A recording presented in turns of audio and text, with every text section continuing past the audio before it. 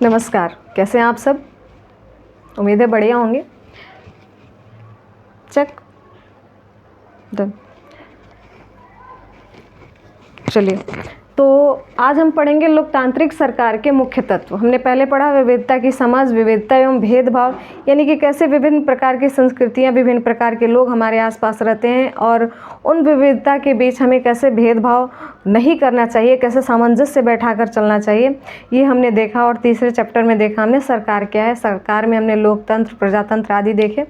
और आज हम देखेंगे कि लोकतांत्रिक सरकार के मुख्य तत्व क्या हैं, उनमें हम कैसे भागीदारी अपनी निभाते हैं, भागीदारी के कैसे कौन से तरीके होते हैं, विवादों का समाधान हम किस तरह से पाते हैं, किस तरह से चाहते हैं, और समानता एवं न्याय, इसके लिए हम सरकार से अपनी मांग कैसे करते हैं और हमें किस तरह की प्रतिक्रिया मिलती है।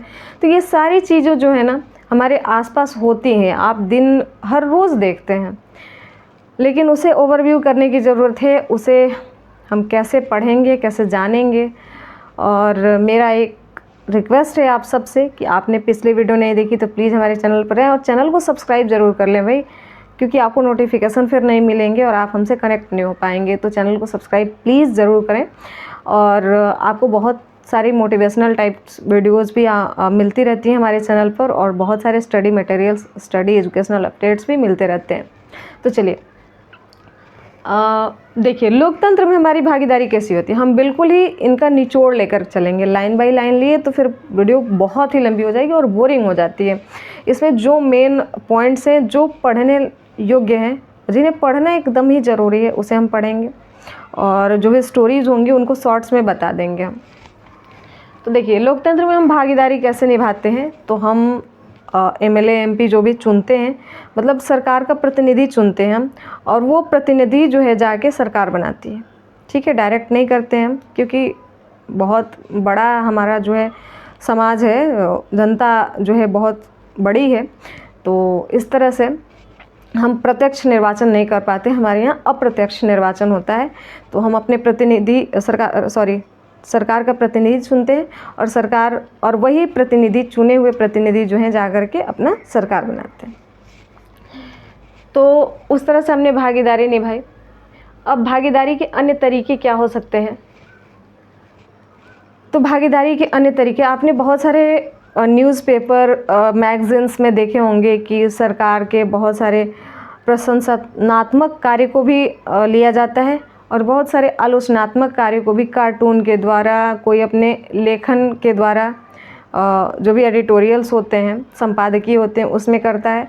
तो उस तरह से भी सरकार को पता चलता है कि हमारे किस नीति का, किस काम का आलोचना हो रहा है, किस काम का प्रशंसा हो रहा है। तो इस तरह से वो अपना एक, उससे भी उसको एक पता चलता है, वो अपना एनालिटिक अपना उसे मिलता रहता है, वो उसको जांच करती रहती है और उसके अकॉर्डिंग काम करती है। तो इस तरह ये अन्य तरीके हो गए हमारे लोकतंत्र में भागीदारी के। अब जानते हैं, देखिए, इसको जानने से पहले ना इस चैप्टर में एक स्टोरी दिया है, साउथ अफ्रीका, दक्षिण अफ्रीका। यहाँ क्या दिया है, माया नायडू नाम की एक लड़की है। ये चैप्टर से रिलेटेड है, इसलिए हम इसको जान रहे हैं। स्टोरी है, शॉर्ट स्टोरी है, बहुत ही इंटरेस्टिंग है, और आप जानिए। तो वहाँ जो है क्या हो, वो अपने घर को साफ़ कर रही होती है, और उसे बॉक्स में कुछ पेपर कटिंग्स मिलते हैं, और उसमें एक पेपर ऐसा होता है, एक कटिंग ऐसा होता है जिसमें लिखा रहता है कि 15 साल के बच्चे को गोली मार दी गई। तो जोहान्सबर्ग की ये घटना है,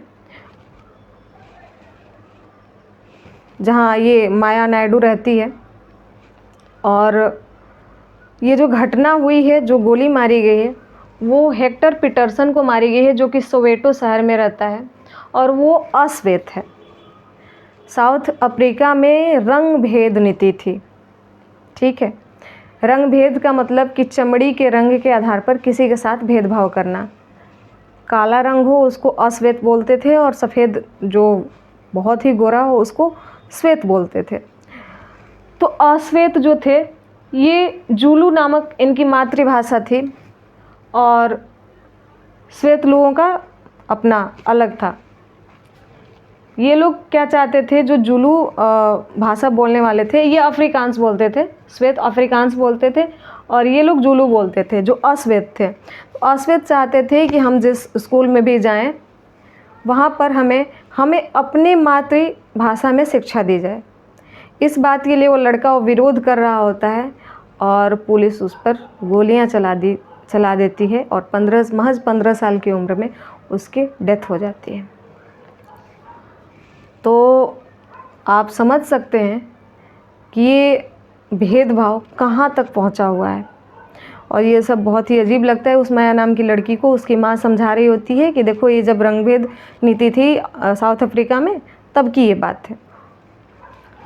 श्वेत लोगों को क्या था ना, वेल मेंटेन्ड हर फैसिलिटी अवेलेबल थी, इनको वोट देने का अधिकार था, बढ़िया ज़मीन अलॉट थी खेती के लिए, हर तरह की सुख सुविधाएं, उनको हॉस्पिटल भी अलग मिलते थे, यहाँ तक कि कहीं जाओ तो वाश बेसिन उनके अलग, अश्वेत के अलग होते थे, उनके बहुत साफ़ सुथरे और बहुत ही सुसज्जित रहते थे, और अश्वेत के बिल्कुल गंदे तरीके से रहते थे। इस तरह से बुक में चित्रित किया गया है, किताब में।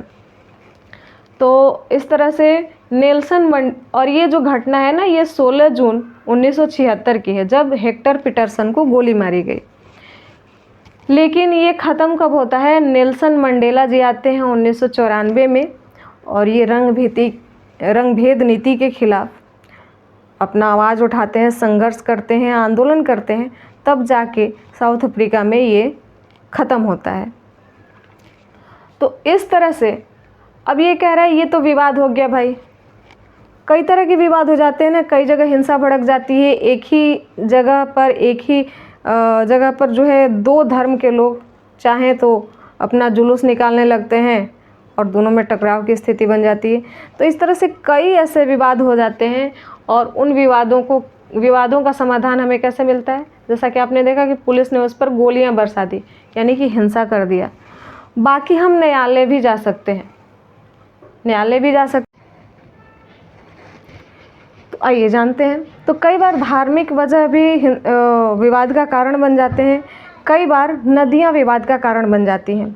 इसमें दिया हुआ है इस बुक में कि कावेरी नदी जल विवाद, जो कि कर्नाटक और तमिलनाडु दो राज्यों के बीच है, एक से अधिक राज्यों के बीच जब नदियाँ बहती हैं तो वो भी विवाद का कारण बन जाता है।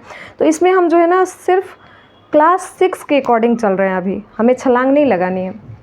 जब हम अपर लेवल की बात करेंगे, जब हम 12th 11th की बात करेंगे, तो हम ब्रॉड तरीके से पढ़ेंगे। अभी हम सिर्फ क्लास 6 के अकॉर्डिंग चल रहे हैं जो इस बुक में दिया है, ठीक, और इसी को हम पढ़ रहे हैं, हमें एक स्टेप बाय स्टेप जाना है।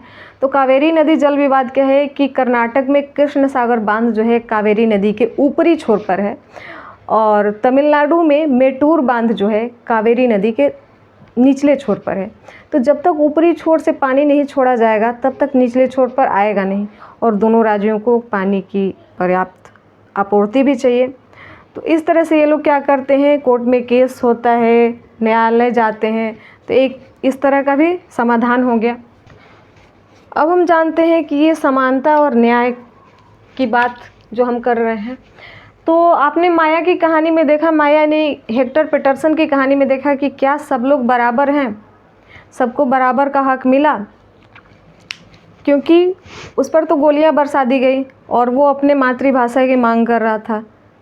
जब श्वेत लोगों को अफ्रीकांस भाषा में पढ़ने का हक है, तो उन लोगों को भी जुलू भाषा में पढ़ने का हक होना चाहिए, तभी बराबर यानी कि समानता का हक मिलेगा।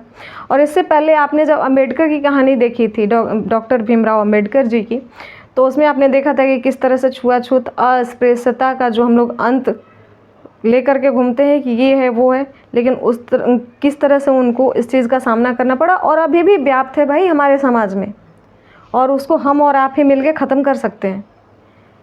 हम बार बार कहते हैं ना कि हमारी पढ़ाई में प्रयोगात्मक एवं व्यवहारिक शिक्षा का अंश होना चाहिए, यानी कि जो हम व्यवहार में ला रहे हैं, जो हम प्रयोग कर रहे हैं, इसीलिए तो हमें समाज के लिए तो हमें ये पढ़ना है, बाकी हमें पढ़ने की क्या ज़रूरत थी।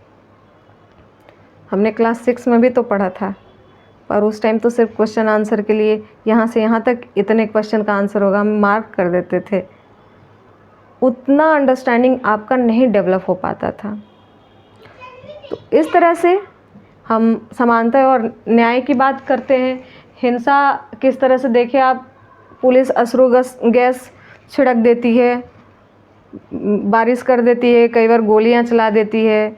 कई बार अभी हमने देखा था कुछ दिन पहले कि लोग जब रोज़गार के लिए प्रदर्शन कर रहे थे तो छात्रों पर गोलियां बरसा दी गई, लाठियां बरसा दी गई। तो ये चीज़ तो भाई बहुत गलत है ना। ये लोकतांत्रिक सरकार के मतलब गलत पहलू हैं, अच्छे तत्व नहीं हैं। तो इसमें हमने अच्छे और गलत दोनों, अच्छे और सही दोनों के लिए, दोनों के बारे में देखा। और उसके बाद क्या है कि अब सरकार कई तरह की नीतियां लेके आ रही है जिससे कि भेदभाव ना हो, अस्पृश्यता यानी छुआछूत का अंत हो सके। अभी बहुत सारे, पहले से बहुत ज़्यादा चेंजिंग आए हैं और आना भी चाहिए। आगे के टाइम में आई होप और चेंजिंग आए। लड़के और लड़की में भेदभाव ना हो, इसके लिए लड़कियों को काफ़ी फैसिलिटीज़ दी जा रही हैं, कई नीतियाँ चलाई जा रही है, बेटी पढ़ाओ बेटी बचाओ, कई तरह की, जिससे कि उनको पढ़ाई में और ऊपर जाने का मौका मिले और आगे जाने का मौका मिले। उनकी फैमिली पढ़ाई के लिए उन्हें मतलब परमिशन दे। और एक बार जब वो शिक्षित हो गई तो फिर डेवलप होने से तो कोई रोक ही नहीं सकता। हर जगह समानता का हक होगा और हर जगह विकास होगा। तो ऐसा नहीं है, सरकार भी इस बारे में काफ़ी सारे कदम उठा रही है और उसमें सबके सहयोग की ज़रूरत होती है। सरकार तो नीतियाँ बना देती है लेकिन लागू हम पर करती है और हम उसको किस तरह से अमल करते हैं ये हमारे ऊपर डिपेंड करता है। तो चलिए मिलते हैं नेक्स्ट वीडियो में, तब तक के लिए नमस्कार। और प्लीज़ वीडियो अच्छी लगी तो लाइक और शेयर ज़रूर कर दीजिएगा और चैनल को सब्सक्राइब करना बिल्कुल भी मत भूलिएगा। चलिए मिलेंगे नेक्स्ट वीडियो और नेक्स्ट